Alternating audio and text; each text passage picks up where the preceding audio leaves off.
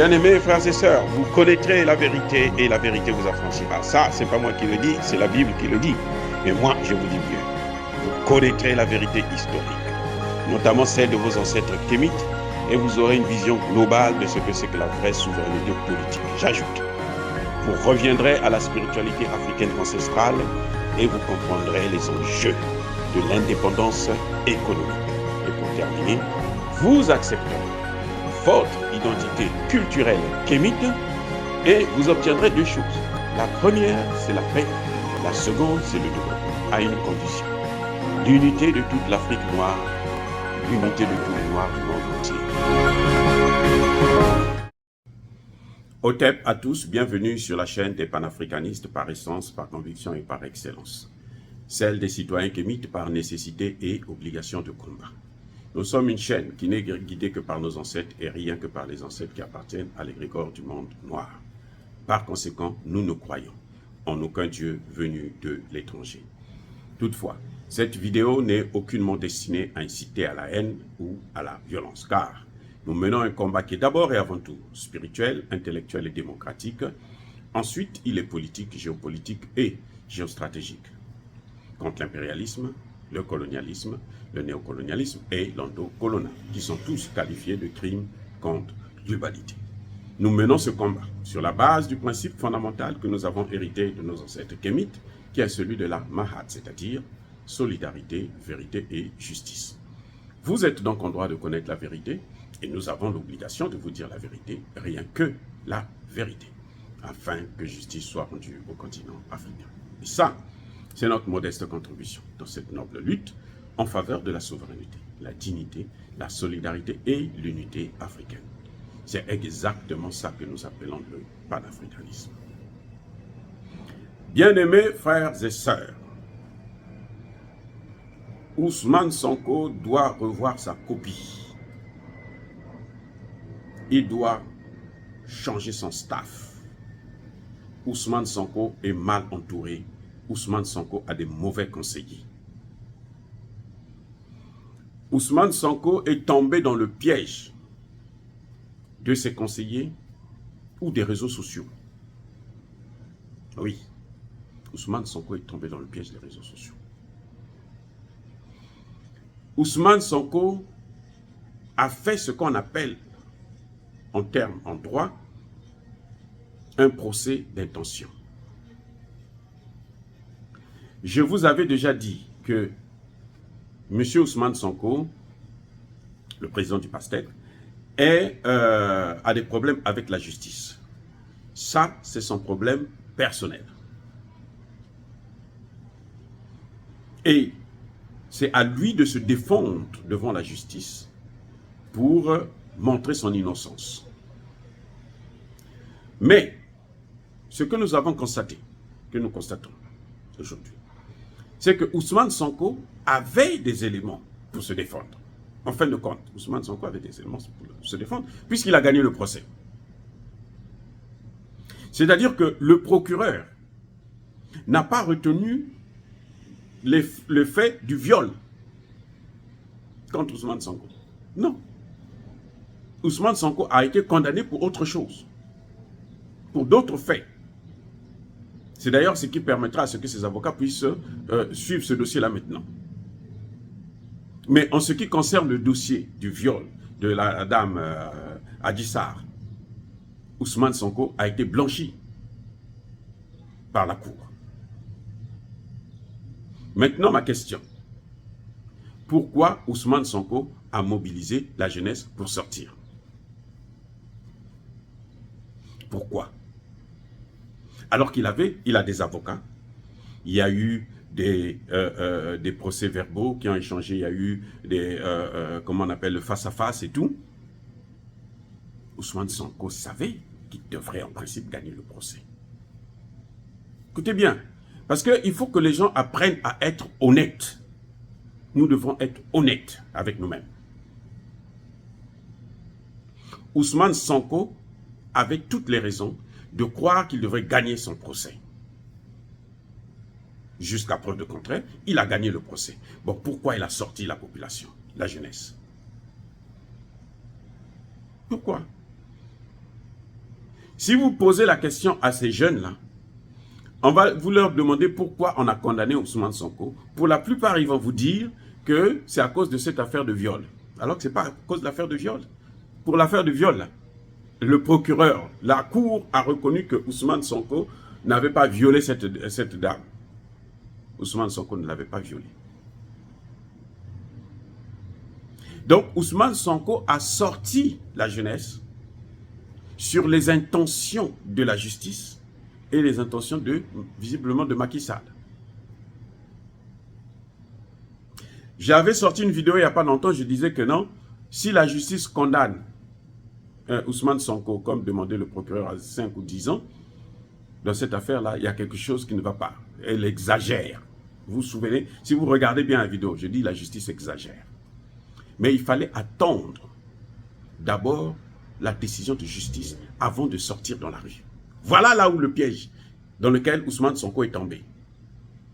Il aurait dû attendre que la justice se prononce. Et maintenant, si ce n'est pas en sa faveur, là il appelle la jeunesse, mobilisons-nous parce que voilà ce qui est en train de m'arriver.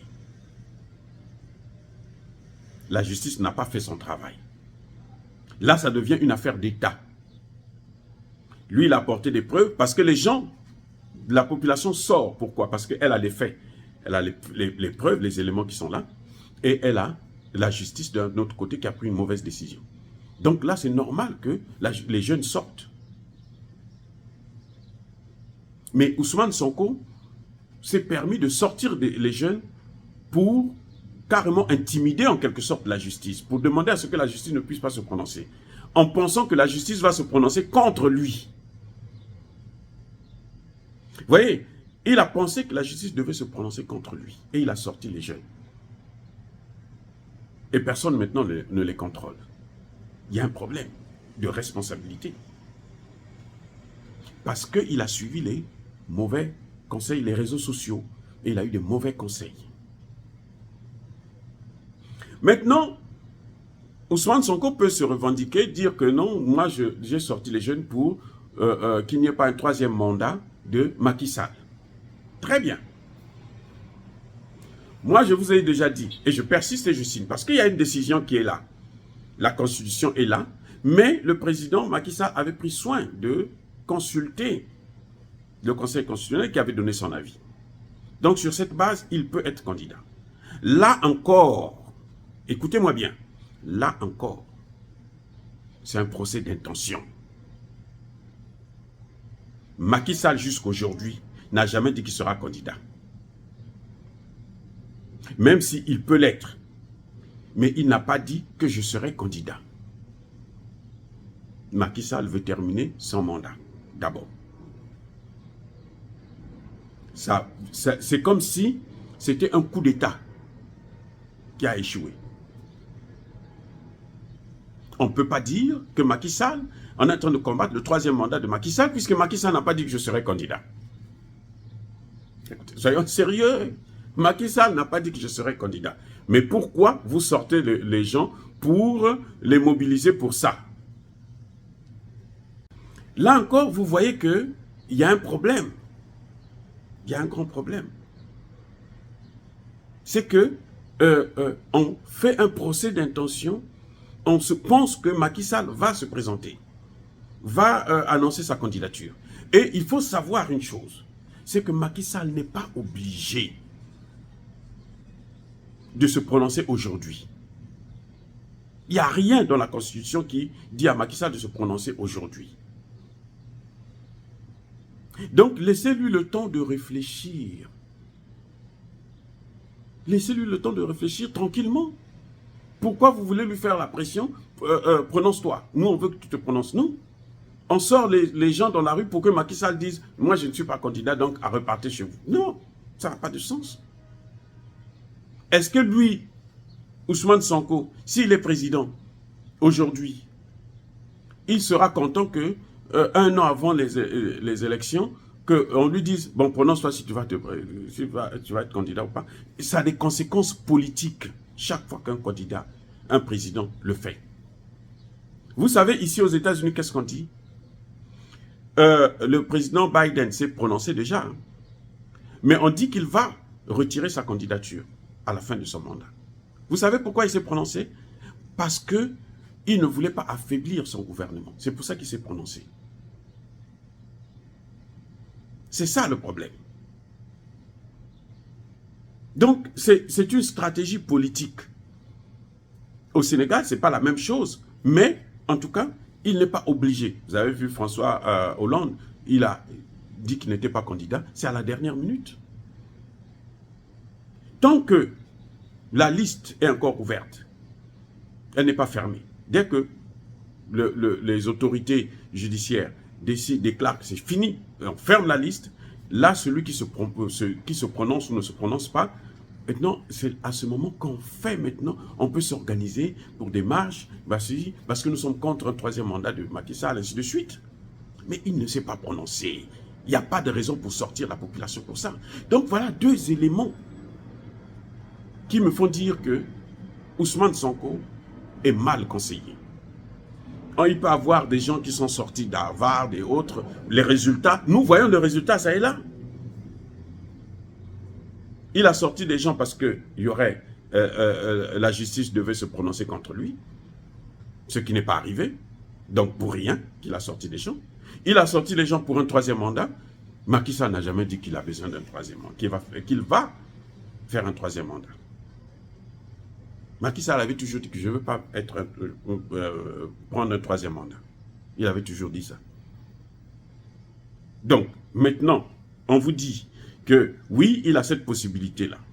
Il y a un petit cafouillage juridique qui peut lui permettre de le faire. Très bien. Est-ce qu'il l'a fait? Non. Et pourquoi vous avez sorti les gens dans la rue? On est coincé. Faites attention aux réseaux sociaux. Ça, ce sera l'objet de ma prochaine vidéo. À bon entendeur. Bien-aimés frères et sœurs, encore une fois, soyez bénis, abondamment bénis. Je persiste et je signe. Soyez bénis par le Dieu des Kémites et par nos ancêtres. Mais que tous ceux qui persécutent le continent africain, tous ceux qui déstabilisent l'Afrique, et notamment le Sénégal,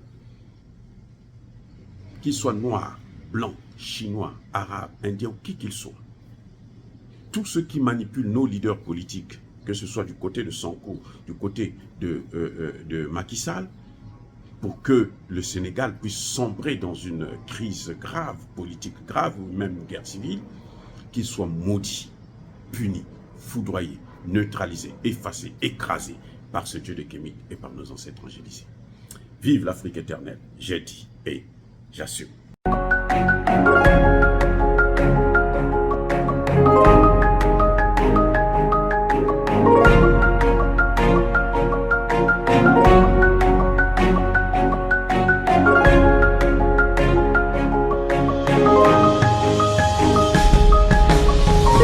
Eux, ils marchent par la foi et non par la vue.